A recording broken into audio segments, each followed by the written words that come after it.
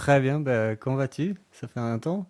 Oui, ça fait un mois. J'étais un peu en voyage ou bien occupé le soir et donc on n'a pas pu se parler. Mhm.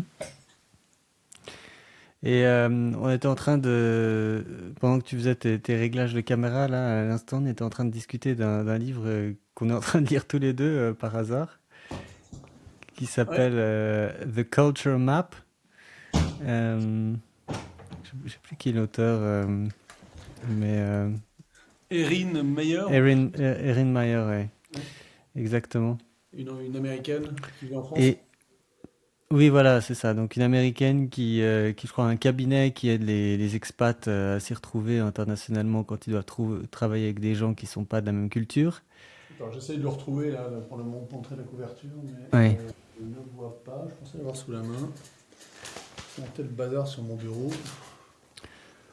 Ouais, bon, tant pis. On mettra en Et, affiche. euh, et c'est assez intéressant ce livre parce que, bah, bon, bah, déjà, il y a plein d'aspects sur ce que c'est que de travailler avec des gens différents, le fait qu'il y ait des gens qui soient précis dans leur manière de parler, ou qui aillent droit au but, et d'autres qui soient plutôt qui parlent comme ça de façon générale et il faut essayer de comprendre le contexte.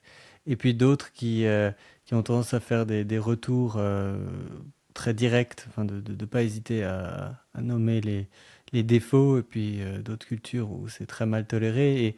Et c'est vrai qu'en fonction de ça, on peut ne pas comprendre on a reçu à l'étranger une appréciation négative parce que dans son pays, on est habitué à ce que même quand c'est positif, on se prenne plein de critiques. Or, dans d'autres pays, s'il y a une seule critique, il faut la prendre très au sérieux.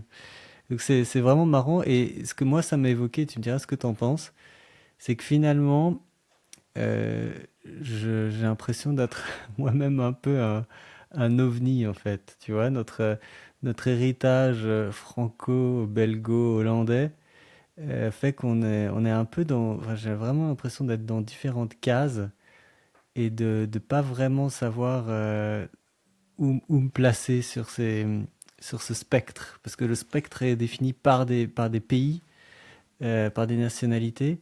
Et en fait, moi, c'est l'impression que ça m'a donné. On peut peut-être être un peu plus explicite hein, pour ceux qui nous écoutent et qui ne connaissent pas. Tu as mentionné deux manières de classer les cultures.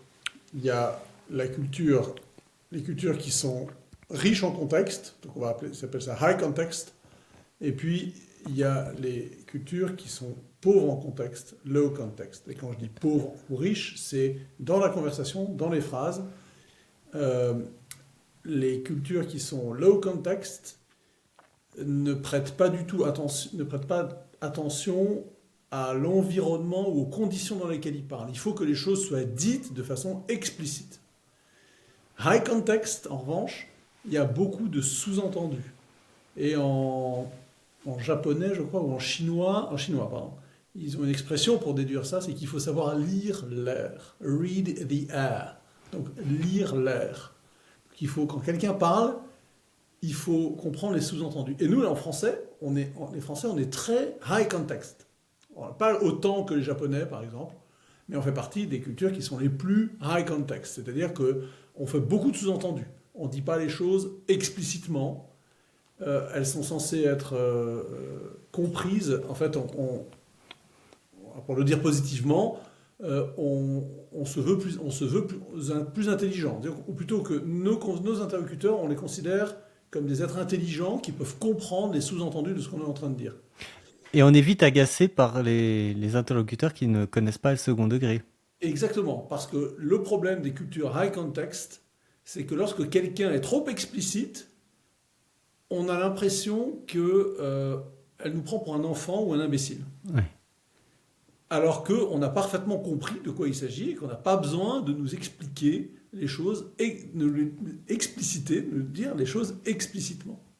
Alors que les cultures low context, comme les Américains, mais pire encore, si je puis dire, les Hollandais, alors nous on est d'origine hollandaise, et en plus, et là peut-être c'est pour répondre à ton interrogation dans quelle culture on est en plus très influencé par la culture américaine dans le monde des affaires où il faut être explicite, il faut faire des comptes rendus dans les réunions, il faut que tout soit bien écrit. Et puis en plus, le marketing direct dans lequel on a travaillé nous a également donné cette culture où il faut dire les choses, il ne faut pas tourner autour du pot, on peut raconter des choses, ça ne veut pas dire qu'il faut être bref, mais il faut être explicite. Voilà, ça, c'est une culture qui n'est pas la culture française. Et en revanche, donc, les Hollandais, par exemple, ou les Américains, veulent qu'on aille droit au but et qu'on dise des choses explicitement. Et si on ne le fait pas, ces cultures low context nous prennent, nous, les high context, pour soit des menteurs ou des dissimulateurs, puisqu'on ne dit pas les choses explicitement. Et donc, on est en train de cacher quelque chose, quoi. Or, ce n'est pas notre intention, on n'est pas malhonnête, mais on est simplement... on considère que la personne en face peut comprendre des tas de choses qui sont dites entre les lignes. Et puis, tu as mentionné une autre dimension qui est je ne sais plus comment Erin Meyer exprime ça, mais enfin, qui est la franchise dans le négatif. Dans la critique. Ouais. Dans la critique. Et les Français, par exemple, sont très directs, ils sont high context, mais quand il s'agit de dire des choses négatives, ils sont très directs. Par exemple, dans les entretiens, rien qu'à l'école, par exemple. À l'école, oui, c'est particulièrement... En France, t'as 18, peut mieux faire. Enfin, j'exagère. Mais c'est surtout, c'est très rare d'avoir au-dessus de 16. Oui. Voilà. Et aux États-Unis, t'as 15, non, pardon, t'as 12 sur 20, enfin, c'est pas noté sur 20 aux États-Unis, mais bon, t'as l'équivalent de 12 sur 20, c'est excellent, brillant, formidable. Oui. Mais, et lorsqu'on dit une chose négative, alors on va d'abord dire toutes les choses positives, et de façon très abondante, et puis ensuite on va glisser une petite chose négative. Et si la personne n'a pas compris, nous, un Français va se dire « Ah ben c'est extraordinaire, j'ai des super notes », sauf qu'on ne va pas lire la petite phrase qui pointe l'aspect négatif. Alors ça c'est vrai dans les bulletins scolaires, mais c'est vrai aussi dans la vie professionnelle. Et donc il y a des... les Français sont très directs par rapport aux Américains. Les Hollandais aussi sont très directs dans le négatif. Mais ça ne veut pas dire, et donc ça peut choquer des cultures, que le fait d'être très direct dans le négatif, ça peut choquer des cultures américaines. Et Erin Meyer prend un exemple de 2 Hollandais qui, dans une réunion internationale, se critiquent. Et alors tout le monde est choqué par la façon dont un Hollandais parle à l'autre en lui disant quels sont ses défauts, qu'est-ce qu'il n'a pas fait de bien. Tout le monde se regarde les chaussures, croyant qu'ils sont en train de s'engueuler, de se fâcher. Et puis ensuite on se rend compte qu'ils sont très copains. Ils discutent comme si de rien n'était. Et en interrogeant le Hollandais qui s'est fait critiquer, publiquement non, surtout. C'est tout à fait normal. Il n'est absolument pas choqué par le fait qu'on a dit des choses négatives sur lui. Non, c'est tout à fait justifié. Ça ne me vexe pas. Non, il dit une chose, c'est pas agréable. Oui, c'est pas agréable, mais c'est pas grave. Mais c'est justifié. C'est pas grave. Ça se dit directement. Et je recommande à tous ceux qui nous écoutent de lire ce livre, The Culture Map, parce que c'est dans les entreprises ou les milieux d'affaires ou académiques. Enfin, aujourd'hui, on se fréquente entre beaucoup de nations différentes, avec beaucoup de cultures différentes, rien qu'en Europe, hein, on n'a pas besoin de traverser les États-Unis, l'Atlantique pour les États-Unis. On est déjà sur des niveaux très différents entre nations européennes. Par exemple, pour citer les Anglais sont pas aussi high context que les Français, mais ils sont plus high context que les Américains. En particulier parce qu'ils manient l'humour, beaucoup. L'humour, les petites blagues. Sans rire, aussi. L'humour, le humor à l'anglais, c'est pas les blagues à la française. L'humour en anglais, en français, ça n'a pas le même sens. C'est-à-dire la plaisanterie, mais l'air de ne pas y toucher.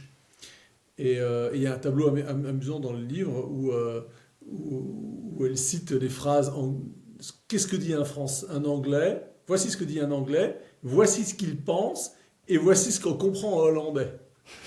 Donc, je ne sais plus, c'était pas un exemple, j'ai plus ce tableau sous les yeux, mais c'est assez rigolo, parce que les Anglais vont dire oh, and by the way, à la fin d'une conversation. Et alors, ce que veut dire l'anglais, c'est que c'est très important, alors Oui, qu'il c'est est en ça. train de dire by the way, donc ah tiens, à propos, en fin de conversation, alors que c'est très important. Et le hollandais, qui est très high context, low context, pardon, donc il veut que les choses se disent directement, lui va dire, bon, bah, il est juste en train de dire, voilà, ce qu'il dit n'est pas important parce que c'est à la fin, tiens, à propos, l'air de pas y toucher, alors que c'est très important pour l'anglais. Enfin, il y a toute une série de malentendus Ouais. comme ça c'est un peu caricatural, c'est un peu extrême, mais c'est très utile pour pas faire de, pour pas Ouais. se tromper, quoi. Je me souviens plus si si les Français, par rapport aux Hollandais, dans la critique, quand ils font des retours, des appréciations, s'ils sont au même. Parce qu'en fait, moi, là où j'avais l'impression que culturellement, dans notre famille, il y avait vraiment quelque chose de particulier, c'est qu'on avait à la fois le côté plus low context, enfin, donc plus direct que les Français, avec avec l'aspect critique des Français. C'est-à-dire Ou des que ça peut, Hollandais. Les Hollandais, les Hollandais sont du côté dans la dureté de la critique et la façon directe de dire les choses négatives, ils sont comme les Mhm. Français. Ils ressemblent très fort aux Français. En revanche, ils sont, Ouais. dans la manière générale de parler, en dehors de la critique, ils sont très high context. Et nous, on ne l'est pas beaucoup dans la famille. On est plutôt français à cet égard. Bah oui, mais on pratique beaucoup l'humour au second degré quand même. Oui, oui, ça Et c'est je sais pas si les Hollandais ils font tellement ça, mais non, non, non, les Français et les Hollandais font pas d'humour ouais. de second degré comme ça. Et surtout moi ce que je me suis dit c'est qu'en fait par l'internationalisation du monde, la réduction des distances entre les gens, on forçait à l'échelle mondiale une marche vers le low context, où en fait, parce que une des raisons pour lesquelles les Américains sont low context, c'est que c'est un mélange de cultures euh, allemande, britannique, Hollandaise. scandinave, hollandaise, etc. Tout ça, italienne, irlandaise, etc. On peut continuer la liste. Euh, Les de, Italiens sont low context? non, je dis que les Américains. Oui, non, mais tu parles, tu Et cites comme je dis origine de qu'ils leur. sont la raison pour laquelle ils sont low context à mon sens, ce n'est pas parce qu'ils combinent des gens qui viennent de cultures low context, Ok, mais pardon. parce que Ouais, pour j'ai se compris. comprendre internationalement, ils sont obligés de revenir à l'essentiel et donc C'est une de, une hypothèse intéressante, oui, j'y de avais ne pas pensé. rien sous-entendre. Enfin moi ça me paraissait évident en fait comme idée. Euh, puisque on l'observe naturellement quand on commence à travailler internationalement avec des gens qui sont d'autres cultures, qu'on se comprend pas une fois, deux fois, tout à coup on se dit ah oui non mais je peux pas travailler avec eux comme je travaille avec les gens de mon pays. Je suis obligé de exprimer tout le plus simplement possible, de découper. Et donc pour moi c'est ça qui se passe. Et donc il y a en fait un peu un appauvrissement qui d'ailleurs on pourrait évidemment associer à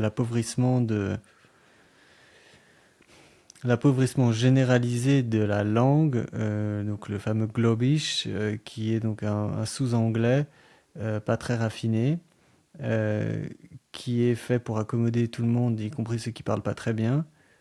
Et donc en fait, et je suis toujours étonné de voir que les langues ont tendance à se simplifier avec le temps. Et donc, comme à une époque elles n'ont pas existé, donc, bah, admettons, prenons le cas du subjonctif en français. Il est de moins en moins utilisé. Bon, à une époque, il n'existait pas. Donc, il a bien fallu le créer. Et donc, en fait, on a une augmentation du contexte, enfin, au bout de la complexité, et puis une baisse à présent qu'on observe mondialement dans toutes les langues. Et je me demande évidemment quand est-ce que ça va s'arrêter. Je comprends mieux pourquoi est-ce qu'on a ça, notamment en anglais, parce que bon, il faut accommoder tous les gens qui parlent pas très bien anglais à la conversation et pouvoir travailler avec eux. Mais, euh, mais évidemment, c'est quelque chose qu'on va observer aussi avec toutes les convenances, les manières de s'exprimer, enfin, toutes par exemple, tous les niveaux de politesse qui pouvaient exister à une certaine époque et qui disparaissent de plus en plus. Et donc c'est ça qui m'intrigue dans tout ça. Comment est-ce que ça va évoluer dans le bouquin, elle fait aucun jugement de valeur Et c'est très bien comme ça de dire qu'il y a des cultures qui sont meilleures que les autres ou qui sont peut-être plus optimales pour travailler efficacement. Euh, mais parce qu'évidemment, on peut pas s'empêcher de penser quand on voit le cas des Japonais ou des Chinois que si en fait tout est sous-entendu, il doit y avoir beaucoup plus d'erreurs en fait, même entre eux. Ils ont beau vivre ensemble de façon recluse, notamment les Japonais depuis des centaines d'années. Euh, ok, maintenant ça veut dire qu'ils peuvent se comprendre plus à un niveau de haut contexte, des contextes élevés sans rentrer dans le détail, mais il doit quand même continuer à avoir des, des, des problèmes liés à ça. Et donc, moi, c'est aussi sur ce plan-là que ce bouquin m'a fait réfléchir. Je sais pas, regarde nous les Français qui sommes très high context. Euh, bon, il y a des malentendus, mais enfin je pense qu'en américain il y a des malentendus aussi, enfin entre américains, entre Hollandais aussi. Il y a des fois où les gens s'entendent, se comprennent Mais pas. il paraît, par exemple, que les Allemands, euh, pardon, les Anglais à une époque comptaient comme les Allemands, c'est-à-dire 5 and 20 pour dire 25, donc 25. Les Allemands continuent de dire 25 donc ils donnent d'abord Ouais. enfin, ils lisent le chiffre à l'envers. Et j'ai lu quelque chose qui indiquait que notamment sur des accidents de pilotage aérien, enfin de tours de contrôle ou des choses comme ça, il y a quand même eu des erreurs qu'on a pu attribuer à des incompréhensions même entre Allemands sur cette manière de compter en fait. Et donc ça sera un exemple. Et puis pour les Asiatiques, on pense évidemment aux exemples Mais enfin pense à de, ces, 80, de, pense de à ces avions qui se sont crashés parce que le pilote prenait une mauvaise décision, mais le subordonné n'osait pas oui. lui dire. Oui, mais ça c'est pas la complexité de la langue, ça c'est pas Hmm, les circonstances dans lesquelles on parle, c'est la non, non, hiérarchie. oui, alors oui, la complexité de la langue, oui, mais pour moi, enfin, moi j'aurais tendance à corréler la complexité de la langue et le côté high context. Parce que tu vas être obligé de quoi, Attends, tu veux dire ah oui, la complexité. Ok, ok, pardon. bah, ça veut dire que, bah, ne serait-ce que si on prend des groupes de mots, les Français effectivement sont les champions du monde des expressions. Et donc effectivement, on a plein de groupes de mots déjà qui n'ont du sens que pour nous, euh, tirés par les cheveux, etc., euh, que les autres comprennent pas. Et de là, on pourrait déduire, donc là, on a des phrases qui sont des groupes de mots, et on a aussi des mots qui vont, ou des sens de mots qui sont complètement obscurs pour les autres. Et d'ailleurs, c'est vrai qu'en français, l'usage de euh, quels sont les euh, non, peut-être ça va, mais quand j'étais petit, il y en avait un qui m'avait vraiment causé des difficultés. C'est sans doute, ouais, sans, sans doute, ça veut dire que c'est sûr. Il n'y a pas de doute. Bah si, justement, il est allemand, sans doute, peut-être. Et donc, rien que le fait d'avoir un mot qui dit quelque chose et en réalité, il dit exactement l'inverse, on peut pas imaginer que les gens ne se trompent pas. Oui, Sans côté. mais bon, il y a 80. Regarde, il y a des tas de mots en français tu vois, la Mhm, façon de dire 90, enfin, non, 80, mhm, pardon, il y a ouais, 80 ou 90, c'est euh, for 2010. ouais. 98, for 2010 Mais d'ailleurs, tu parles de ça, c'est de plus en plus rare dans les pays anglophones d'entendre des chiffres complexes. Quand tu es dans un hôtel, t'es jamais en chambre 102, 102, c'est toujours 102. Oui. Et donc, bon, ça, c'est encore un exemple d'appauvrissement. Et donc, je suppose on va arriver vers ça en France aussi, dans quelques décennies. Bon, moi, je ne Ouais. surestimerai pas l'influence du langage, du langage professionnel sur les cultures. Ah, Parce qu'en fait, le langage il s'apprend dans la famille d'abord, et on parle pas et puis le fait qu'il y a des tas de langues où on parle pas le même langage, on change de langue, quasiment on change de langue selon les circonstances. Je crois en coréen, le coréen est très complexe à cet égard. Tu ne parles quasiment pas la même langue selon les personnes à qui tu t'adresses, par exemple. mhm. Et donc, je crois que ce fond-là existe dans nos langues aussi, où on ne parle pas la même langue au boulot que chez soi. Bah, ce qui est sûr, c'est qu'au boulot, c'est extrêmement militaire comme vocabulaire. Oui, déjà parce Qui, on est dans une organisation, on n'est pas dans ouais. une société. Et effectivement, ce langage militaire, on l'utilise beaucoup moins au foyer, dans les Oui, maisons. le management, le vocabulaire, les concepts du management sont, alors même s'ils ont une influence à l'école ou des choses comme ça, dans les relations amicales, familiales, qui sont en fait la vraie langue, je pense pas que ça pénètre et que ça ait d'influence. Donc, Oui, c'est intéressant. Ouais. ou alors, autre chose, il y a de toute manière des langues, des façons de parler qui se créent et qui permettent de distinguer les groupes. Par exemple, chez nous en France, euh, le- les tentatives d'écriture inclusive.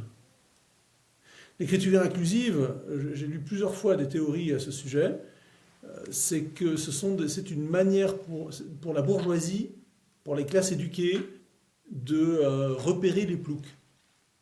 Voilà, le plouc, c'est celui qui ne sait pas qu'on dit toutes celles et ceux, les femmes et les hommes.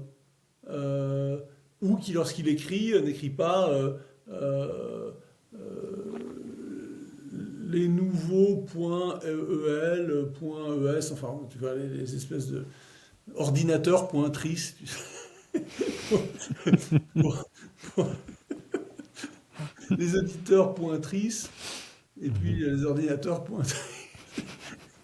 Euh, et donc, il y a toujours des nouvelles. La bourgeoisie crée toujours des nouvelles langues, complexifie la langue. En fait, la complexifie, tu sais que ça simplifie, mais là se complexifie pour distinguer, pour repérer ceux qui sont membres de ceux qui sont étrangers, les ploucs. Et donc, ça a toujours existé, ces choses-là, et ça existe dans nos langues à nouveau. Ou alors, bon, ensuite, ça peut être dans des concepts. Mais là, en tout cas, c'est plus de la langue, c'est du vocabulaire. Ce qui est clair là où je te rejoins, c'est qu'il y a quand même Enfin, beaucoup en tout de... cas, c'est un très bon livre Ouais. je conseille vraiment. Et tu poses des questions intéressantes. Hein. Est-ce que ça va devenir quelle est l'influence sur nos cultures, nos langages enfin, je me propose, voilà, je prenais Ouais. le contre-pied. Je suis plutôt d'accord avec toi, mais je prenais le contre-pied pour essayer de voir les autres signes qui montrent que sans doute que c'est le mouvement d'uniformité vers une américanisation du langage, en gros, hein, ou une hollandisation pour pas effrayer, pour pas diaboliser, sont et peut-être moins évidente que ce que ça peut suggérer au premier abord. Oui. Et puis, on peut aussi noter que, alors qu'il y a une simplification de la langue, il y a quand même un certain dynamisme de création linguistique, notamment aux États-Unis, où ils inventent quand même pas mal de néologismes qui sont liés en fait à leur culture et qui s'exportent. Et c'est quand même assez marquant en fait. Alors je parle, il y a évidemment tout un tas de domaines, de petits groupes qui créent leur propre langage, qui sont, je sais pas, si on regarde ne serait-ce que les gens qui travaillent aujourd'hui sur la blockchain et les crypto-monnaies, c'est absolument hallucinant la quantité de vocabulaire qu'ils ont créé Jargon, de jargon. jargon en l'échelle de quelques années. Évidemment, dans l'univers du rap, etc., il y a un vocabulaire gigantesque qui est évidemment obscur pour beaucoup de gens. mais moi, je suis toujours aussi impressionné quand je pense à des néologismes, c'est par exemple le FOMO, le Fear of Missing Out. Donc, c'est un. Je me semble pas connaître de traduction en français, mais la peur de manquer, enfin de rater quelque chose, qui est en fait un sentiment très profond. Et avant l'invention de cette expression, très profond et très répandu, et avant l'invention de cette expression, j'avais pas de manière de l'exprimer. Donc c'est remarquable, hein. Ça me permet de passer à un autre sujet que j'aurais voulu aborder ce soir, c'est ChatGPT, puisque tu parles de jargon. Euh, Moi, je regarde de façon très optimiste l'arrivée de ces outils. Ok.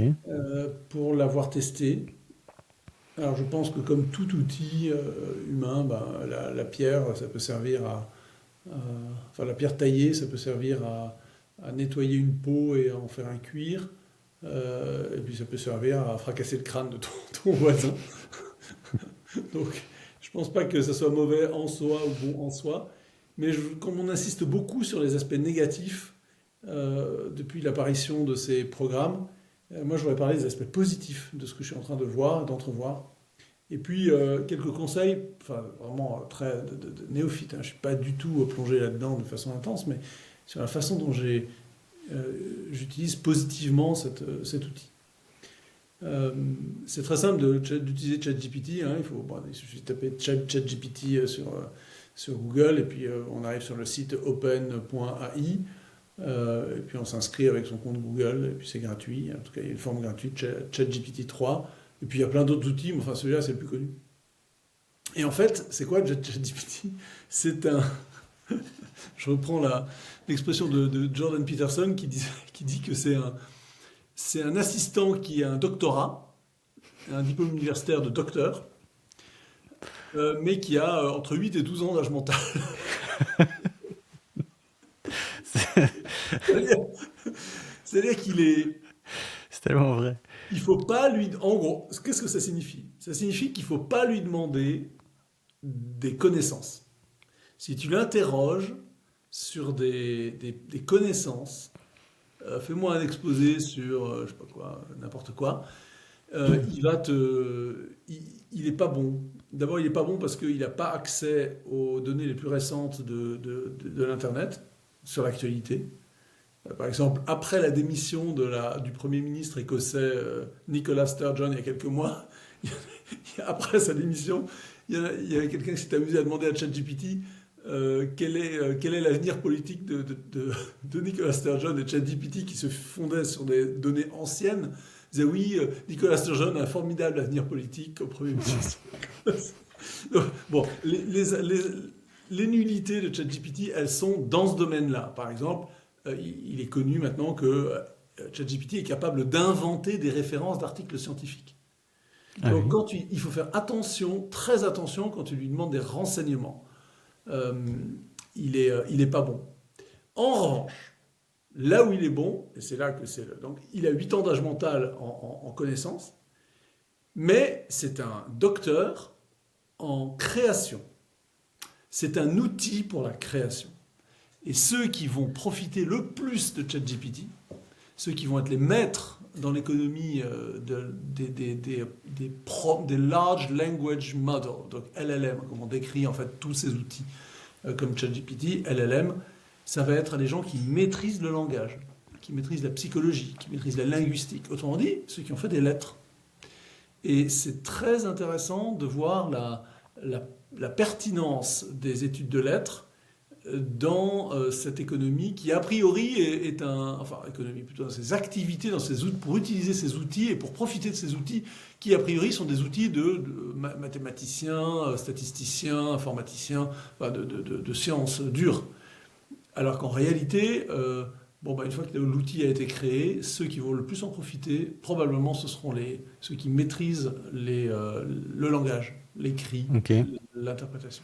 Et Et je l'ai utilisé, moi, je me suis amusé, mais vraiment, c'est formidable, hein. Euh, En fait, mais tu donc, peux dialoguer avec lui. Tu lui dis, ok, vas-y, ouais. écris-moi une lettre. Par exemple, je devais écrire J'ai un copain qui m'a demandé, à qui je rendais service, de lui écrire une lettre pour rappeler aux membres d'un syndicat de verser leurs cotisations. Alors, j'étais en retard, j'avais pas eu le temps de le faire. Je me dis, tiens, je vais demander à ChatGPT. Écris-moi une lettre de relance de ce syndicat-là. Je lui mets le nom, l'acronyme. Je lui mets même pas le nom complet du syndicat. En 2 secondes, il me sort une lettre complète. Alors je dis, la lettre me plaisait pas beaucoup parce que alors c'était très bien en soi, mais on pouvait faire mieux. Donc tu dis, bon, tu vas me faire des phrases plus courtes. Tu lui parles comme ça. Hein, tu dis, fais-moi des phrases plus courtes et utilise des images, un langage plus imagé. Ah, très bien, répond-il. Il te ressort un nouveau truc. Bon, c'était bien, mais il me manquait un point que je n'avais pas donné dès le début. J'ai dit, ok, maintenant, tu m'ajoutes une évocation de l'échec d'une négociation entre le gouvernement et la profession en question. Mhm. Il était tout à fait... Là, il savait de quoi je parlais. Et il me rajoute un paragraphe sur le sujet. Parfait. Et en 5 minutes, j'avais fait mon boulot, un boulot qui m'aurait pris 2 heures, 3 heures de rédaction. Alors évidemment, ce n'était pas absolument génial. Ça aurait pu être amélioré. Mais c'était déjà c'était suffisant. Le boulot était fait, quoi. Ça aurait pu être bien mieux, évidemment, mais le boulot était fait, je n'étais pas payé, donc je n'avais pas envie non plus d'aller jusqu'au bout. Mais j'avais fait ce qu'on m'avait demandé, et puis et je l'ai envoyé à mon copain, et il m'a dit, ah, c'est génial, c'est super. Il l'a partagé à ses collègues du syndicat, ils ont trouvé ça une lettre formidable. Puis à la fin, je fais une réponse à tous après leurs commentaires, je leur dis merci ChatGPT. Mhm. En fait, quand tu te mets à créer quelque chose, c'est pas seulement de la création écrite.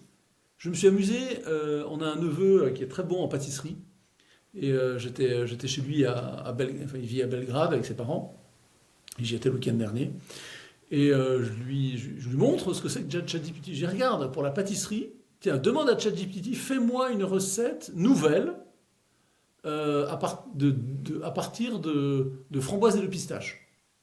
Non, même pas, non, attends. Fais-moi une recette d'éclair, une nouvelle recette d'éclair. ChatGPT me sort un truc pistache framboise, enfin un mélange de pistache et de framboise dans un éclair, dans une pâte, un éclair, donc une pâte à choux allongée. Je me dis, tiens, je vais quand même taper sur Google éclair pistache framboise. Ah, c'est bon, hein. Ça n'existait pas. Ah bon? Il avait inventé une recette. ChatGPT est capable d'inventer Ok. des recettes. Parce que moi, j'en ai déjà mangé, hein, mais c'était en Pologne. Ouais. Il y a un pâtissier un peu créatif. Oui, mais c'était peut-être pas exactement la façon dont il avait. Peut-être qu'il y avait un mélange sur le principe des Ouais. ingrédients, mais peut-être pas de cette manière-là. Ouais, non, certainement pas, non. Ah Et oui, c'est incroyable, hein. donc tu peux lui demander Mais, de créer ouais. des lettres, de l'écrit, mais également des recettes, des choses. Alors ensuite, il faut tester si c'est bon ou pas, mais au Ouais. moins c'est neuf. Je lui ai dit une nouvelle recette. Et j'ai vérifié que ça n'existait pas. Ça n'existait pas, effectivement. Et c'est intéressant parce que moi, j'aimerais revenir à la première chose que tu as dite. C'est que moi, j'ai déjà essayé, évidemment. Et, euh, et j'y arrive pas, en fait. Moi, j'ai un problème de, comme on dit, de prompt, c'est-à-dire les Comment instructions lui que je parler? donne. Et surtout, là où tu m'as un peu ouvert tu m'as enlevé une barrière, c'est que c'est vrai que à partir du moment où je lui demande un texte, qu'il me le sort et qu'il est vraiment nul, je me dis non mais c'est comme avec un mauvais élève. Si je, si je lui demande de De la- l'améliorer, est-ce que ultimement, je vais réussir à avoir un truc potable ou s'il vaut mieux que je le refasse moi-même? Et donc je vais essayer de lui demander des améliorations, bien que moi j'ai vraiment un problème avec ChatGPT de contenu, c'est-à-dire qu'il n'y a pas d'idée. Alors peut-être que si toi tu les lui Et souffles. maintenant, je vais y venir. Je vais y venir. Et Effectivement. attends, et juste un truc, là où moi c'est vraiment, je trouve ça extraordinaire, c'est en termes de style. C'est-à-dire que c'est difficile en tant que rédacteur de s'exprimer dans différents styles et d'être crédible en s'exprimant en tant qu'avocat, en s'exprimant en tant qu'ingénieur, etc. Et là, je trouve qu'il y a quelque chose. C'est-à-dire que lui, il t'apporte vraiment. Toi tu viens avec ton idée, et lui, il t'apporte la forme, le vocabulaire, les tournures de phrases. Et c'est là où je trouve qu'il est temps, c'est des choses que je mettrais du temps à acquérir. Eh bien, je vais t'en donner une extraordinaire. Tu es capable, on peut apprendre à ChatGPT à écrire avec notre style personnel. Ah oui, ouais, Il y a un ordre particulier, c'est pas ouais. très compliqué, hein. Tu disposes d'un texte que tu as écrit toi-même. Mais c'est pas, mon problème, moi, ça m'importe peu qu'il écrive comme moi-même, hein. Non, non, mais c'est quand même Mais important. moi, c'est les idées derrière. C'est qu'en fait, il ne connaît rien Je au vais y venir après. sujet. Je vais Ouais, y venir après. Commençons par le style. Je ouais. crois que le style, c'est très important parce que ça va être la personnalité. On parle de création, donc il faut que ça soit original, il faut qu'il y ait une voix derrière ça. Il y a un ordre particulier, un prompt particulier que tu peux donner à ChatGPT et tu vas lui filer des paragraphes, paragraphe par paragraphe, d'un texte que tu as écrit toi. Mhm. Et puis à la fin, donc je sais pas, une dizaine, je crois. Puis tu fais Oui. next, enfin ou suivant, suivant, suivant. Enfin, il te dit suivant, suivant, etc. Et à la fin, tu lui as appris à écrire avec ton style. Ce qui est incroyable, parce que c'est très compliqué de savoir comment on écrit nous-mêmes.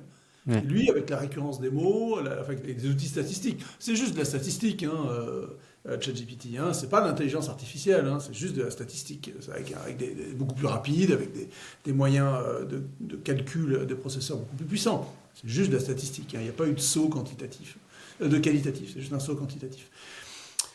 Non, l'avenir véritable, et ça c'est une très bonne émission de Peterson avec un certain Brian Rummel, donc Rummel, enfin Rommel, comme le général allemand, mais avec un E à la fin. Rummel, en fait,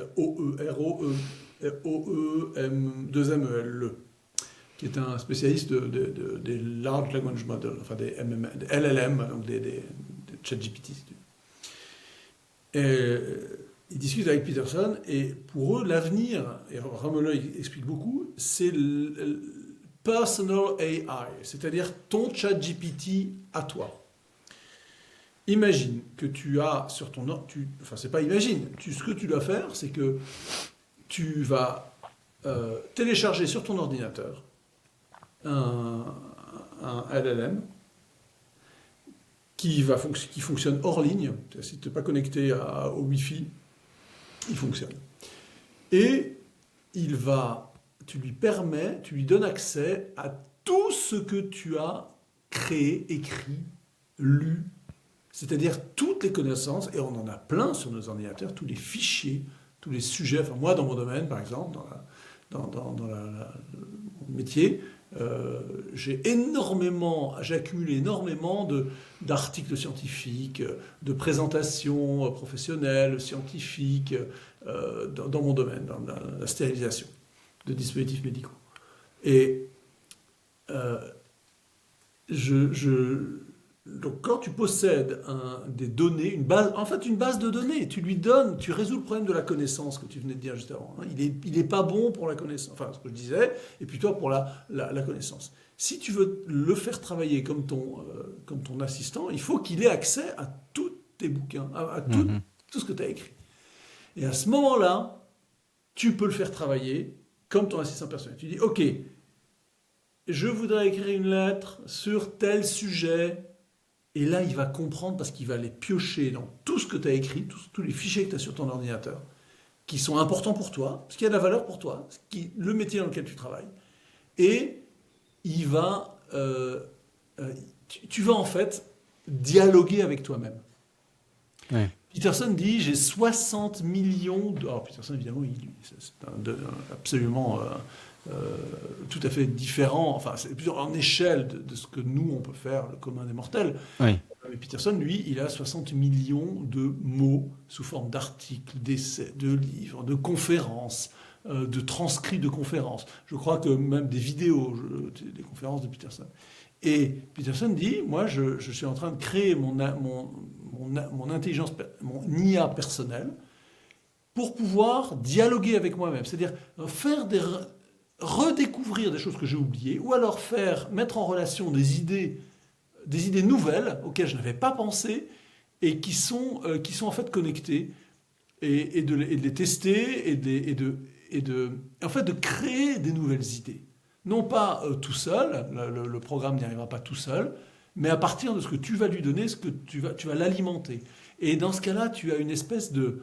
Tu as un vis-à-vis qui te connaît, qui sait parler, qui sait écrire comme toi ou parler comme toi, qui connaît tout ce que tu connais, et bien plus parce qu'il a la mémoire, et il va rechercher des choses que tu avais oubliées. Et là, on rentre dans un domaine inexploré, absolument inouï de création, d'idées, d'innovation.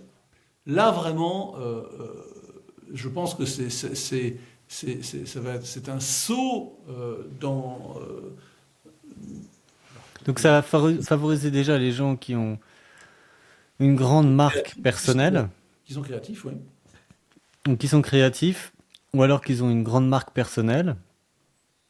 C'est-à-dire, tous les artistes, quand on parle du fait que maintenant, grâce à ces systèmes, on va pouvoir, enfin, Justin Bieber va pouvoir produire des chansons sans même devoir se mettre devant un micro ou bien même devant une caméra. Mais comme les gens veulent du Bieber, eh bien, lui, comme il a déjà créé sa marque à lui, pour lui, c'est extrêmement rentable en fait. Mais évidemment, moi, je m'interroge au sujet de tous les gens qui n'ont pas justement leur marque propre. Et puis évidemment, comme tu dis, tous les gens créatifs, c'est-à-dire qu'il y a aussi, ça va en fait un peu renforcer les gens qui justement ont beaucoup d'idées, enfin qui, Pas forcément. non? Imagine une entreprise, une grosse organisation, qui a un stock de production conceptuelle.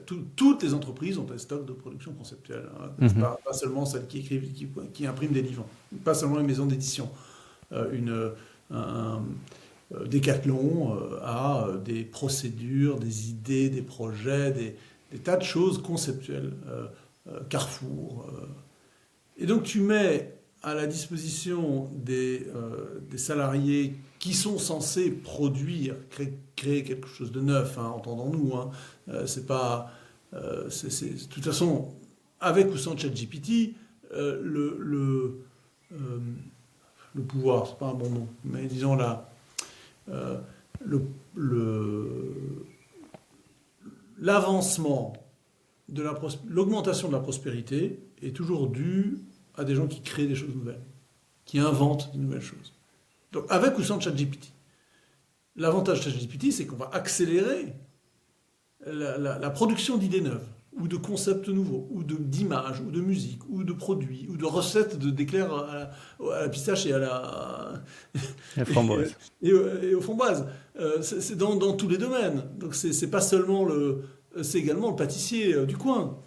Euh, donc même dans une organisation, des gens qui ne sont pas en soi créatifs vont avoir à disposition des quantités considérables enfin des outils pour exploiter des quantités considérables de données qui sont stockées. Donc oui, c'est surtout les créatifs qui vont en bénéficier, mais bon, le bénéfice d'une création, il bénéficie à tous ceux à tout le Ouais. monde, hein, on sait bien, c'est pas simplement, de toute façon, si on t'achète pas ton produit, t'as beau être innovant, si on t'achète pas ton produit, si t'as pas de clients, ça vaut rien. Mais il y a quand même un effet très dévalorisant en fait à citer ChatGPT, tu vois. Ah, mais c'est parce que les gens n'ont pas compris de quoi il s'agit aujourd'hui. Ils pensent que c'est un outil, que c'est euh, un génie dans une bouteille. Ah, c'est pas un génie dans une bouteille. Euh, il est idiot, ChatGPT. Il ne produit que ce que enfin, il ne peut produire des choses nouvelles. Quand tu interroges ChatGPT sur des sujets, euh, je me suis amusé. Je lui ai dit, quelles sont les races humaines qui existent? Et alors, c'est le dictionnaire des idées reçues, hein, c'est Flaubert, hein, Mm. ChatGPT aujourd'hui, quand tu lui poses des questions de ce genre-là. Ah, les races humaines, enfin les races, non, c'est un concept qui n'a aucun sens, etc. Ah oui, très bien, ChatGPT. Question suivante. Comment est-ce qu'on obtient des races de chiens? Ah, voilà, il m'explique comment on fait des races de chiens, et puis on sélectionne, nanana. Ah bon? Ah, très bien. Donc il y a des races il y a des races de chiens, mais il n'y a pas de race humaine. Et alors là, tu sens qu'il est pas con. Parce il voit qu'il y a un problème. Il dit oui, mais c'est pas la même chose. Parce qu'en fait, et là, c'est intéressant la réponse qu'il m'a faite. Il m'a dit les races humaines ne sont pas le produit d'une intention. c'est le hasard biologique, alors que les races de chiens sont le produit d'une intention. C'est la sélection, une sélection volontaire et consciente de la part des éleveurs de chiens. Je dis, ah bon? Je continue à titiller, je dis, ah bon? Mais pourtant, les humains se choisissent entre eux pour se reproduire. Alors là, un peu comme les races de chiens, il y a quelqu'un qui les choisit. Ah oui, mais, me répond-il, les raisons pour lesquelles les humains se choisissent entre eux sont des raisons, en fait, qui sont obscures. On ne les connaît pas. Les gens ne savent pas trop pourquoi est-ce qu'ils se choisissent entre eux. Je dis, très bien, ChatGPT. Mais alors, tu es en train de me dire qu'on sait, mais que pour les chiens, on sait très bien. Je dis, mais enfin, ChatGPT, le désir humain, il est obscur. On ne connaît jamais totalement les motivations pour lesquelles on fait tel ou tel choix, ni pour la race, pourquoi est-ce que telle race de chien nous plaît, ou tel époux, partenaire sexuel pour la reproduction nous plaît. Et alors là, il était coincé. Donc en fait, tu peux discuter avec lui, alors donc tu peux venir à bout de ses idées reçues. Parce qu'il te répète effectivement la Vulgate, les trucs qu'il a lus dans l'IB et dans Le Monde, quoi. Hein, c'est ça. Hein. Bah, c'est surtout, j'ai l'impression des choses qu'on lui a interdit de dire, hein. Oui, voilà. On, Ouais, on- alors, je pense pas qu'il y ait de. Ah si, si, pour moi, Oui, on voit clairement qu'il y a des lestes quelque part, qu'il est... Bah, en fait, qu'il est enfin, un peu comme Gulliver, quoi. On l'autorise à rester dans une certaine position, mais il faut pas trop qu'il bouge. oui, mais tu peux t'amuser à le libérer en fait. Tu peux couper. Oui, Je me suis amusé là en fait à couper les liens de Gulliver. ouais. Et alors bon, je sais pas si ensuite il a appris et tout. Les personnes suivantes qui lui poseront la question, est-ce qu'il aura appris de ce que je lui ai appris? Oui, d'ailleurs, Bon, ça c'est un peu obscur parce que enfin encore pour moi, dans le concept, c'est que tu dis tu peux créer le tien et donc effectivement sur OpenAI chacun a sa session. Mais est-ce non, que ouais, c'est pas la même chose que le personnel, l'AI personnel. Hein. oui, oui, non, mais est-ce que Ouais, ok, d'accord. On parle les pas. sessions, ouais, mais les sessions, elles fonctionnent un peu comme un AI personnel, non? Bah, J'en tu sais vois, rien. à J'en partir du sais moment où rien. tu lui as appris à écrire, Ah oui, oui, oui, effectivement. Ouais, ton voisin, il peut pas dire écrire dans le style ouais, de il a l'autre, ouais, il peut pas. Ouais. récupérer. Donc, il y a quand même et c'est quand même imperméable, ouais. Bah, et ouais, moi, j'avoue que je lutte encore hein, pour avoir le réflexe de l'utiliser et puis pour savoir que lui faire faire. Parce que pour me faciliter la tâche au quotidien. Et le seul truc Ouais. que j'ai trouvé, Tu peux c'est tester. rédige-moi un article j'ai un contrat, rédige-moi un nouvel article sur ça. Alors là, oui, effectivement, c'est parfait. Enfin, il faut relire très attentivement parce qu'il y a quand même des trucs énormes qui passent. Et je suis jamais habitué à relire aussi attentivement des choses que j'écris moi, enfin, ou des choses qu'écrivent les autres. Mais Oui, mais c'est plus rapide. C'est plus rapide de relire que de créer. oui, mais c'est moins amusant. Oui, Enfin bon. mais moi j'encourage tout le monde à le tester, à l'utiliser au quotidien. Ouais. Parfois, on se rend, tout simplement parce on va se rendre compte de ses limites. Je me demande si je vais pas prendre un abonnement à ChatGPT 4, donc la version plus, Payante. plus Ouais. avancée, euh, pour voir aussi la différence. Et, surtout me prendre me trouver essayer d'acheter une IA personnelle sur mon Mhm. ordinateur, offline. Parce que si tu n'as pas ta propre AI, IA, pardon, en français, si tu n'as pas ta propre intelligence artificielle, ton propre LLM, eh bien tu seras victime des autres LLM. Et donc on doit tous avoir, je me demande si c'est pas ce qui va arriver en fait. On va tous avoir notre AI personnel euh, pour, euh, euh, pour travailler, pour se prémunir éventuellement de problèmes que pourraient susciter d'autres IA. Alors, ensuite, je ne sais pas comment ça va faire, mais ça va être mal utilisé forcément, comme toute. Donc en fait, toi, tu penses que c'est un peu l'extension de l'avocat. C'est-à-dire que les gens, à partir d'un certain niveau, ils ont un avocat et ils travaillent très souvent avec lui. Oui, Et c'est je quelqu'un qui pense leur permet de faire des choses qu'eux-mêmes ne que sont pas capables de faire. oui, ou c'est l'assistant, c'est ton assistant personnel et qui est capable d'écrire, de te répondre, avec qui tu peux dialoguer. Tu sais qu'il y a eu une Mhm. expérience incroyable qui a été faite sur des patients, hein. Il y a eu un groupe on a comparé auprès de patients l'effet thérapeutique, c'est-à-dire la prescription de soins, Mhm. et dans l'accompagnement entre des vrais médecins et des LLM. Eh bien, les patients ont préféré être traités par des LLM dans l'écoute, dans En l'attention. télémédecine, c'est ça? Alors, je ne sais pas exactement les circonstances Ouais. complètes, pratiques, je ne sais pas. En gros, ils étaient soignés et accompagnés par ChatGPT, enfin un ChatGPT, un LLM, et ils étaient plus satisfaits. D'ailleurs, les diagnostics étaient meilleurs, et le care, c'est-à-dire l'attention, l'écoute, parce qu'un médecin, ça ne t'écoute jamais. Donc ça t'écoute pour savoir ce que tu as, pour te poser un diagnostic, mais quand tu commences à parler de tes problèmes perso, bon, allez, patient suivant. Pas ChatGPT. ChatGPT, il t'écoute, et puis il dialogue, et puis il raconte ce que. Enfin, apparemment, c'est ce qui s'est passé, c'est ce qu'ils ont fait, et les patients étaient bien. Alors, Mhm. je n'ai pas regardé les détails de l'étude, hein. Peut-être que je fais des raccourcis, puis que c'est pas si simple que ça, probablement. Mais en tout cas, c'était premier effet. Donc, effectivement, il y a des métiers qui sont très menacés par ça, c'est certain. Les métiers juridiques, où il n'y a pas de création, où tu fais que tu répètes simplement des interprétations de textes. Euh, la médecine, grande partie de la médecine, probablement la médecine, des spécialités médicales vont être peut-être avalées par ça. C'est curieux parce que je me souviens très bien, il y a peut-être 1 an ou 2 ans, je sais plus qui disait ça, mais d'avoir entendu une analyse de quelqu'un qui disait, mais souvent on soupçonne que l'intelligence artificielle va éliminer les gens qui aujourd'hui sont les plus vulnérables, c'est-à-dire les gens qui gagnent le moins.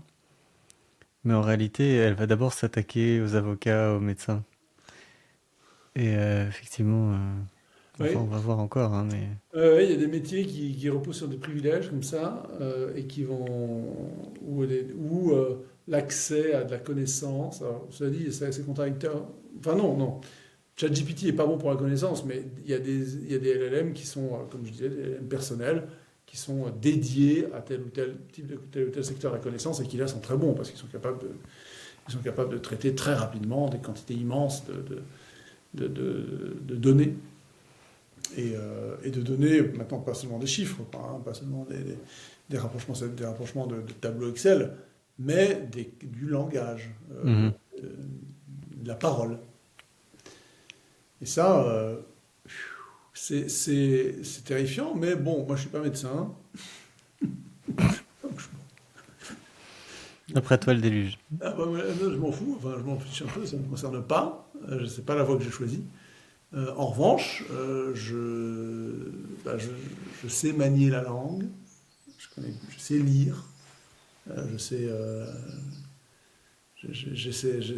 moi, j'ai cette culture littéraire. Pas seulement une culture littéraire au sens de mémoire et d'avoir emmagasiné les choses, mais d'avoir appris à lire et à Mhm. parler et à interpréter les choses. Et donc, ChatGPT, je me régale avec à cause de ça. Euh, non, c'est vraiment, je suis assez. En tout cas, je sais pas que je suis positif ou négatif sur GPT, ça n'a aucun intérêt. Moralement, c'est neutre, c'est un moyen, donc c'est neutre moralement. Les dangers, je les vois bien. Les aspects positifs, je les goûte en ce moment et j'en profite. Et je t'encourage à le faire aussi, hein. Il faut l'utiliser, il faut le tester, il faut s'habituer en fait. Il faut l'apprivoiser. Il faut se rendre compte de ses limites, de ce qu'il sait faire, ce qu'il ne sait pas faire. Et puis, des fois où tu le pinces parce qu'il te raconte une bêtise, et puis tu le lui dis d'ailleurs, parce qu'il faut qu'il apprenne. Et puis, ouais, c'est ça, c'est un enfant de 8 ans. C'est un enfant de 8 ans. Et tu le. Et puis, de toute façon, et puis en plus, comme c'est une machine, t'as pas besoin de. Il n'est pas sensible, donc t'es pas obligé de dire s'il vous plaît. Tu sais, tu peux lui écrire de façon très brutale. Il te répond de façon toujours très polie. Et t'as remarqué, hein? Enfin, je l'injurie jamais, je me suis jamais amusé à l'injurier. Mais je lui parle comme je parlerais à un chien, quoi. Il fait ci, fais ça. Euh, si j'avais un assistant, je lui parlerais jamais un vrai. Ouais. Je lui parle pas, j'en ai un en ce moment, j'ai un stagiaire. Mais je lui parle pas comme ça. Ouais, non, ça c'est vrai. Ouais. On est toujours tenté de, face à ces robots, Et puis surtout, il faut pas trop d'être le poli. médiser, quoi. Ouais. Tu peux discuter avec lui, mais moi je le fais pour montrer qu'on reste plus intelligent que lui, qu'on reste plus malin que lui. À propos de création et d'innovation, Ouais. euh, je m'intéresse beaucoup. Je pense que ceux qui nous suivent depuis certains temps ont remarqué à comment les choses vont évoluer, quelles vont être les nouvelles créations, dans les années qui vont venir en fait, et puis des domaines qui sont peut-être un peu figés et qui vont se débloquer. Et parmi un des domaines qui m'intrigue depuis longtemps, c'est que j'aime beaucoup écouter du jazz et le catalogue de jazz qu'on appelle les standards sont tous sont hérités de, de ce qu'on appelle le Great American Songbook, donc toutes les chansons américaines un peu connues internationalement, des musicals de Broadway essentiellement datant d'avant les années 60, et puis éventuellement quelques films. Et donc je me demande toujours quand est-ce qu'on va avoir des nouveaux ajouts en fait là-dedans, enfin, que ce catalogue va évoluer. Et j'ai suivi dernièrement une nouvelle tendance très surprenante, mais en fait, quand on y pense, ça a du sens. C'est que en réalité, il y a la génération des gens qui aujourd'hui ont terminé leur école de jazz, font des musiciens professionnels, etc. Il y en a beaucoup qui sont de la génération des jeux vidéo. Et, euh, et en fait, ces gens, dans la création musicale des jeux vidéo depuis l'origine, il y a beaucoup de musiques qui sont extrêmement connues, enfin, qui font partie du patrimoine culturel, comme Super Mario et puis Tetris ou autres. Et certaines de ces musiques ont été en fait reprises et réadaptées, enfin arrangées, comme on dit, et servent en fait de véhicule pour l'improvisation des musiciens. Et ça paraît complètement ridicule, mais en réalité, c'est exactement la même chose qui s'était passée. Si on prend, enfin, j'ai découvert à cette occasion, en m'intéressant à ça, que All the Things You Are, qui est un standard extrêmement connu, provenait d'un musical complètement obscur de 1939 qui s'appelle Very Warm for May, que plus personne ne connaît aujourd'hui, mais qui est fait en réalité cette musique, enfin cette air All the Things You Are a été popularisée par d'autres personnes complètement et souvent des jazzmen parce que ils sont allés particulièrement loin techniquement ou dans l'improvisation, dans l'innovation sur la base de ce support en fait que cette musique n'est qu'un support.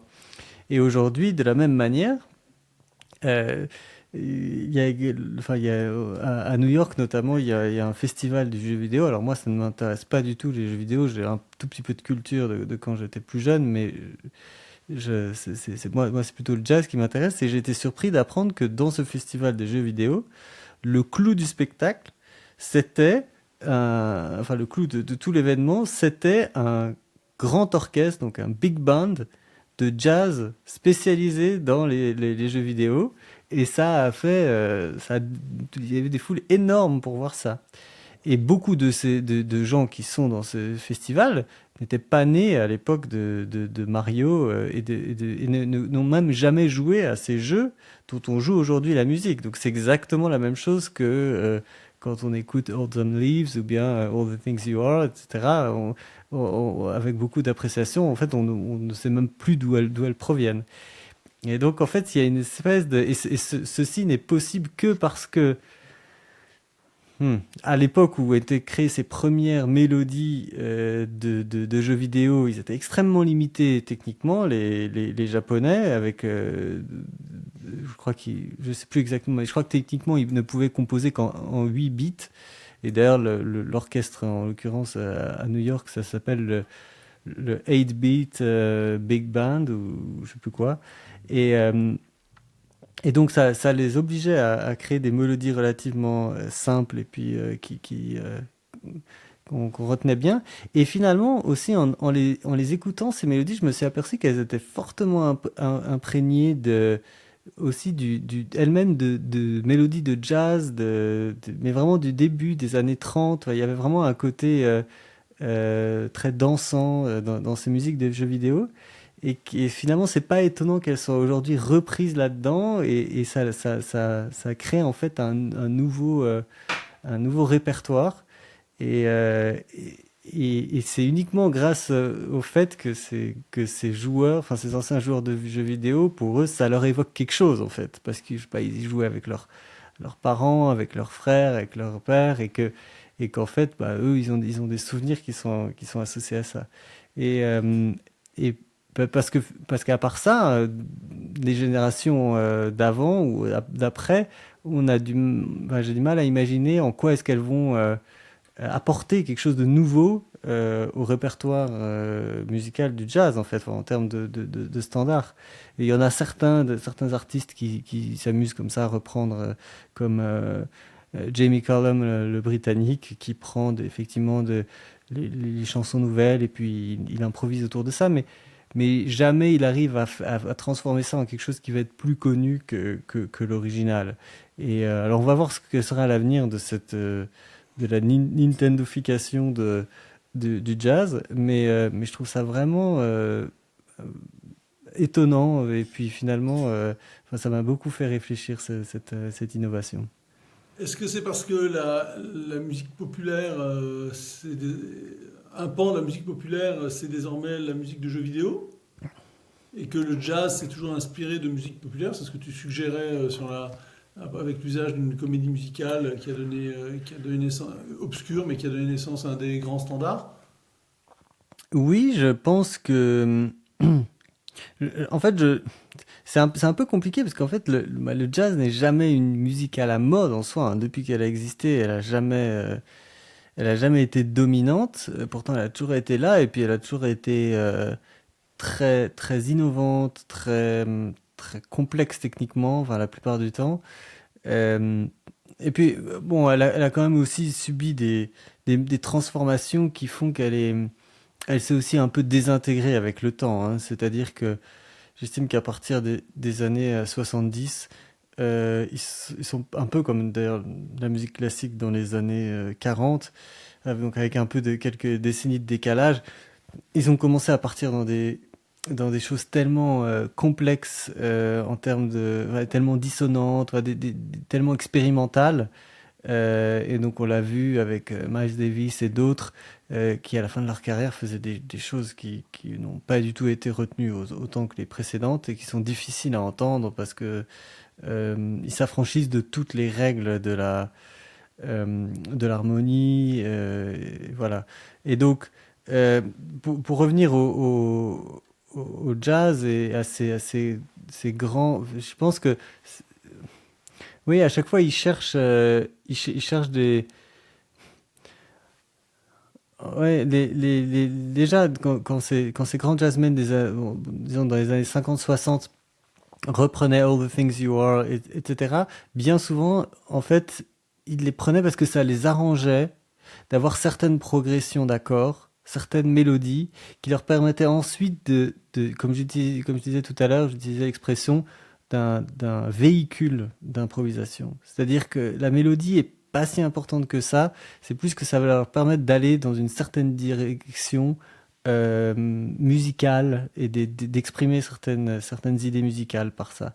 Et très souvent, ce qui se passait, c'est que ils avaient des problèmes de droit d'auteur, en fait, donc déjà dans les années 60, où ils pouvaient pas reprendre les musiques. Et donc, et quand on regarde, parce qu'ils allaient devoir payer des droits d'auteur, et très souvent, ce qu'ils faisaient, et même les jazzmen très connus aujourd'hui, en fait, enfin de cette époque, on connaît très très bien aujourd'hui, ils n'avaient pas les moyens simplement, et donc ils reprenaient la base, ils faisaient quelque chose de nouveau. Il y a beaucoup d'exemples comme ça qui sont qui leur permettent de faire ça. Donc là, je ne sais pas comment ça se passe avec les droits d'auteur pour les jeux vidéo, mais en tout cas, à nouveau, c'est une manière d'utiliser ça pour, euh, pour s'amuser. Là, alors il y en a un qui est un peu moins jazz que j'ai écouté aujourd'hui, mais qui est un morceau qui déjà à l'origine, dans sa version originale, je le mettrai en description, était déjà très très proche d'un thème de James Bond,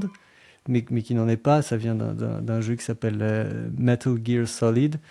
Et puis, ils ont, dans la réharmonisation jazz, ils ont encore plus accentué le côté James Bond et carrément repris d'autres lignes, d'autres mélodies de James Bond qu'ils ont réussi à incorporer dans le thème de façon extrêmement harmonieuse.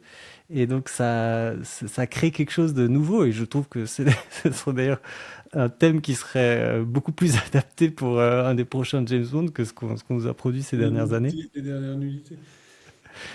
À ce propos,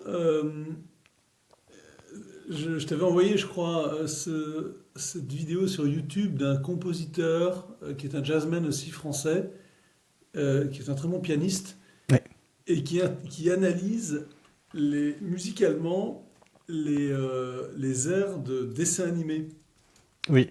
Et j'ai regardé ça avec beaucoup d'attention. Et j'ai aussi regardé toutes ces analyses Sur James Bond sur aussi. James Bond, ouais, qui sont très bonnes. Alors lui, il s'appelle...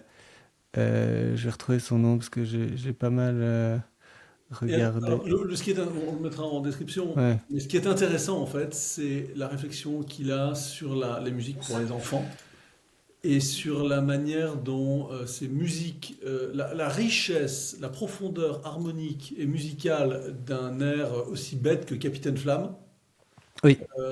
est en fait c'est en fait un air très complexe, enfin assez complexe, Mhm. tout à fait estimable du point de vue musical. Bon, c'est Jean-Jacques Debout, je crois, Capitaine Flamme. Jean-Jacques Debout, le mari de Chantal Goya, c'est un compositeur qui a eu beaucoup de succès, qui a créé plein de tubes, qui a écrit beaucoup de tubes pour plein de chanteurs français. Et donc ce youtubeur, Il s'appelle Étienne Guéraud, ouais, le youtubeur. ok. Et il explique comment dans la petite enfance, le contact avec des musiques sophistiquées, complexes, développe une intelligence. Alors, c'est pas Baby Mozart, hein, c'est pas seulement ça, hein, mais c'est le fait de mettre en contact les enfants avec des musiques complexes, sophistiquées, qui permet d'avoir une vie intérieure, une imagination plus large, plus riche en fait. De sensibilité aussi, puisque quand une musique change de tonalité, change de mode, elle agit sur la sensibilité. Tu es sensible en fait à ces modifications, même si tu ne les interprètes pas avec les mots savants, tu les sens, tu les entends, tu les sens, et, et ça t'ouvre une palette de sensations assez vaste, et donc ensuite d'humeur, un peu comme les couleurs en fait, hein, la variété des couleurs te permet de jongler dans Ouais. l'imagination et dans l'appréciation de ce qui t'entoure. Et bien, de la même manière, la musique, qui est la forme la plus abstraite d'art, te permet d'enrichir les sensations que tu peux avoir et le contact avec la musique, hein, avec les formes d'expression musicale. C'est pas exactement le sujet dont tu parlais juste avant. Non, non, mais en fait, c'est très lié. C'est le lien, enfin je fais un rapprochement parce qu'il y a un lien avec la musique populaire, donc les musiques de jeux vidéo ou de dessins animés, et évidemment leur qualité, qui, lorsqu'ils sont bons, vont être pris par des jazzmen qui pratiquent un art très très sophistiqué, un art musical très complexe, de l'improvisation en particulier, qui n'est pas du tout de la blague, qui est extrêmement sophistiqué, et qui se base donc sur des mélodies qui probablement ont l'intérêt qui se prêtent à cet art-là. Oui, et en fait, aujourd'hui, à New York, donc il y a très souvent enfin, dans toutes les villes un peu dynamiques avec une scène importante de jazzmen, il y a très souvent ce qu'on appelle des jam sessions, c'est-à-dire des rendez-vous un peu spontanés où se retrouvent des musiciens qui chacun pratique leur instrument et puis se mettent d'accord de jouer telle mélodie. Et puis ils improvisent ensemble, bien qu'ils ne soient pas membres d'un groupe a priori. Et, euh, et aujourd'hui, il y en a à New York qui sont effectivement dédiés aux jeux vidéo. Et donc, ils commencent à avoir leur répertoire de tels.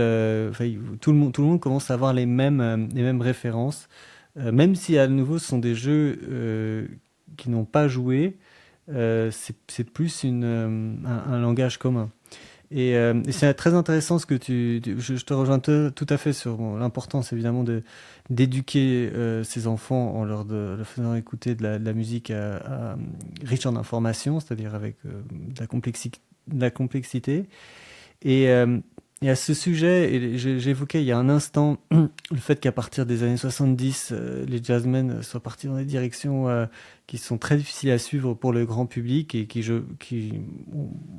enfin, la preuve est que finalement personne n'écoute ça de façon régulière à part les gens qui sont vraiment extrêmement spécialisés. Euh, je te suis tombé sur une vidéo qui reprend exactement ce que tu dis. C'est une toute petite, allez, disons 8 mesures d'une chanson populaire d'il y a 2 ans, donc, mais qui n'a rien à voir avec le jazz, voilà, extrêmement simple. Et le YouTuber qui est encore un autre spécialiste du jazz, mais américain, euh, définit 7 niveaux. Il y a beaucoup de vidéos aujourd'hui qu'on voit où il y a 7 niveaux de difficulté, etc. Et il définit 7 niveaux de réharmonisation de cette chanson extrêmement simple où il a enfin enregistré la partie vocale par une autre youtubeuse, et il garde ça et lui il rajoute simplement le piano. Et il fait de cette manière-là un peu tout l'historique aussi du jazz avec la complexité. Et puis on arrive au truc enfin, atoniques qui sont pas donc liés à la tonalité du chant. Et puis aussi il arrive tout à la fin aux trucs qui sont pas dans le clavier bien tempéré, c'est-à-dire en faisant varier mais on peut faire que ça avec de l'électronique, mais en faisant varier les accords de façon à ce que ça soit plus une tierce, mais une, euh, une, une tierce moins X. Tierce fausse. Ouais, X cents, enfin il parle de centimes. Et en fait, d'avoir des choses. Et on voit, et c'est à ce moment-là que je me suis dit, ah oui, c'est à partir des années 70, il y a eu vraiment une rupture, où en réalité, encore les années 60, c'est difficile à entendre, mais bon, on continue de sentir le truc et la richesse. Et puis il y a un moment où le bateau quitte le port. Et puis à moins d'être vraiment un spécialiste de la musique, on est complètement largué, on trouve pas ça particulièrement joli, ni même stimulant, et certainement assez fatigant à écouter. J'ai eu, euh, j'ai donné une chance à la musique contemporaine classique savante récemment. Toujours Peterson qui interrogeait un compositeur américain, je crois, un jeune, mais qui est prof ici à Lille, Ok. au conservatoire de Lille. Et je ne me souviens plus de son nom. Et Peterson dit, à juste titre, il dit, mais il faut écouter la musique contemporaine parce que, et pas seulement la pop musique, mais la musique savante contemporaine, parce que elle est l'expression de la compréhension du monde auquel l'art véritable donne accès, avec les mots, si je puis dire, les concepts, la sensibilité contemporaine. Je dis, ah, c'est juste, c'est la conception que je me fais de l'art, c'est celle qu'il y a dans Proust. Je lui ai donné une chance. Et donc j'ai commencé à écouter des compositions de ce gars-là. T'as terminé sous antidépresseur, comme le C'est monde pas, actuel. ça n'a, enfin, on n'a aucun plaisir à écouter ça. Aucun plaisir. C'est un. Et le type ensuite, il a une chaîne YouTube où il explique en détail ce qu'il fait, etc. Mais je l'écoute et puis je lui dis, tiens, maintenant je vais écouter. Ah, ça a l'air intéressant, tiens, c'est très bien ce qu'il dit. Je vais écouter, je me dis, mais c'est quoi cette horreur? Et donc, alors tu as des quatuors de violon complètement invraisemblables de cordes, quatuors à cordes complètement. C'est horrible, quoi. T'as pas envie d'écouter ça. C'est laid, c'est Ça me désagréable. rappelle, ça me rappelle un livre d'art d'un musée ici en Suisse, où un musée qui fait toutes les époques. Et puis à chaque fois dans ce livre, tu as l'œuvre et puis un commentaire. Alors, tout l'art de la Renaissance, etc., les commentaires Enfin, tous les commentaires sont d'excellente qualité, en fait. Mais bon, à chaque fois, ils te donnent vachement envie de voir l'œuvre. Et puis, quand t'arrives quand on se rapproche de notre époque, alors les commentaires restent d'un super niveau, même s'ils commencent à devenir de plus en plus abstraits, où on raconte de moins en moins l'histoire enfin, de moins en moins de détails. Mais alors, si tu caches l'œuvre et que tu lis juste le commentaire et que après tu découvres l'œuvre comme tu fais, euh, tu, tu te sens un Ouais, peu arnaqué en fait. c'est vraiment. Et je sais pas. Alors, il y a des commandes, évidemment. Est-ce qu'il y a des commandes publiques hein, de ces compositeurs contemporains, de ce gars-là? Et puis tu te dis, alors est-ce que c'est parce que les commanditaires ne connaissent rien, n'en ont rien à faire de la musique, hein, souvent des hommes politiques, voilà, des institutions, des administrations publiques financées par les contribuables qui s'amusent, qui se soufflent dans le derrière en commandant des trucs comme ça.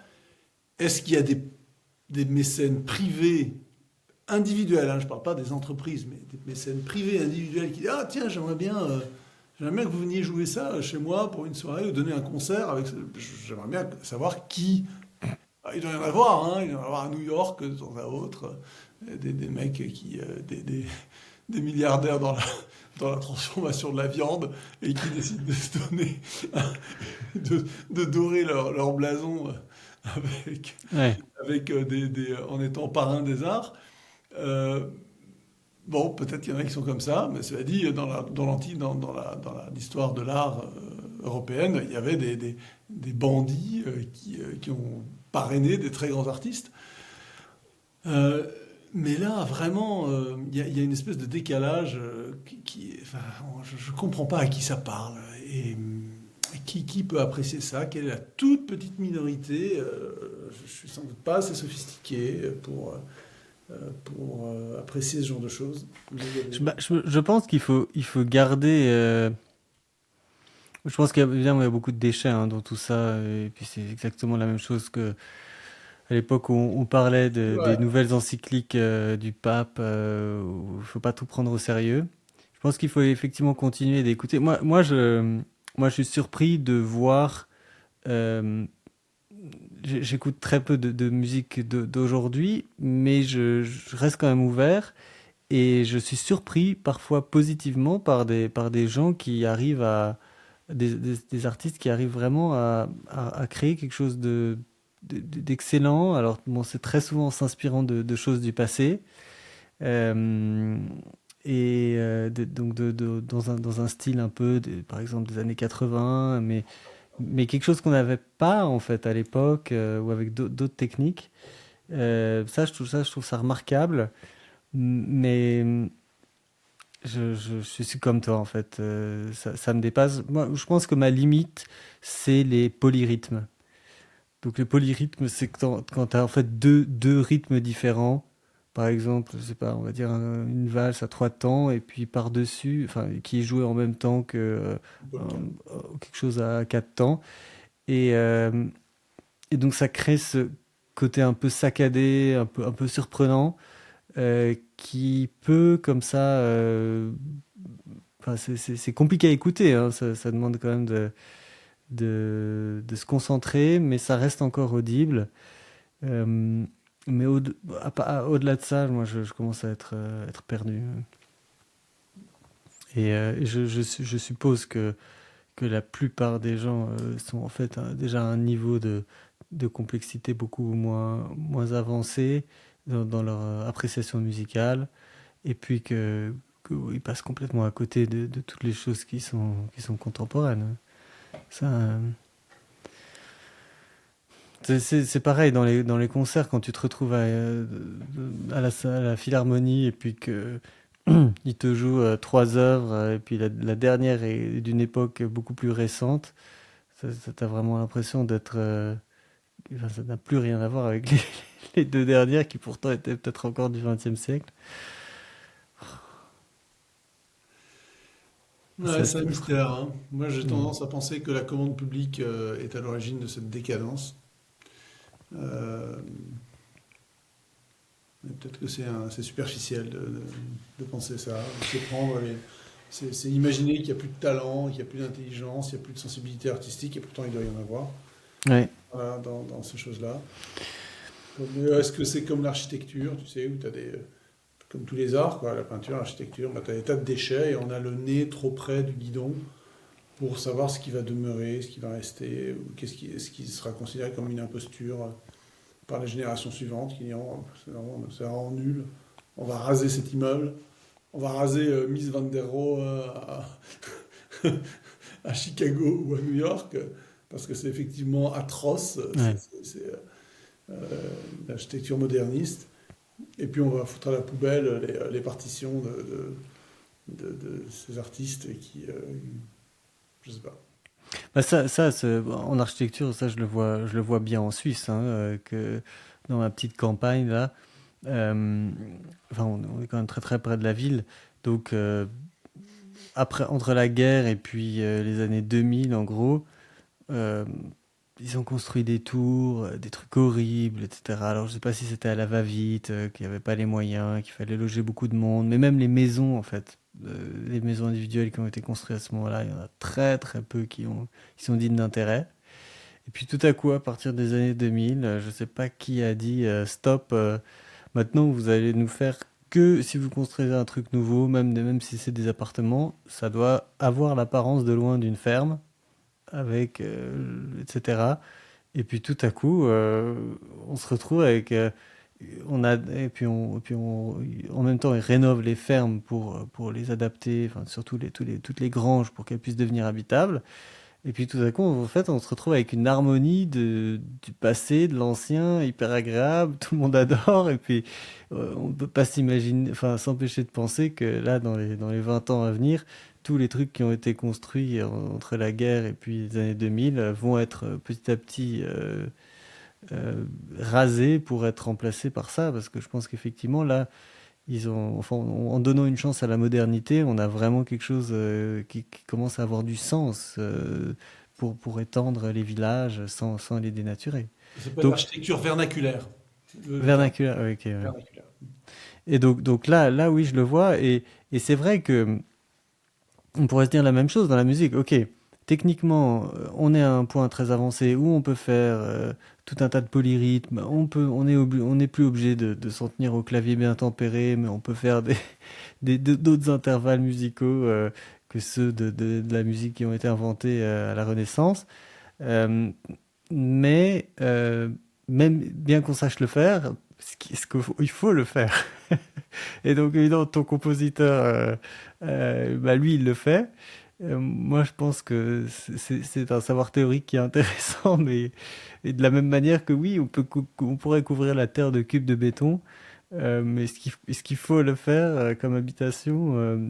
Non, probablement pas, même si c'est plus optimisé ou je sais pas quoi. Non. Donc, ça serait peut-être ma réponse en fait.